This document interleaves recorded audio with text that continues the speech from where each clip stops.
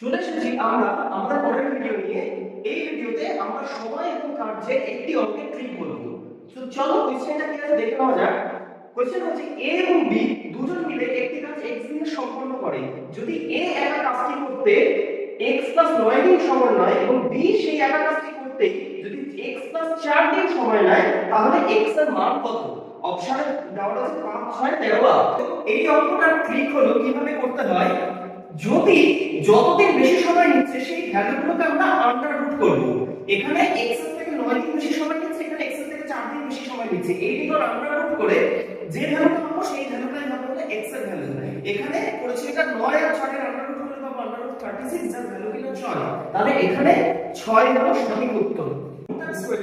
তোমরা এই অঙ্কটা করবে, এখানে জাস্ট a একটা কাজটি করতে x 16 দিন আর b একটা কাজটি করতে x 9 দিন। তো তোমরা অপশন থেকে বলো কোন অপশনটা সঠিক।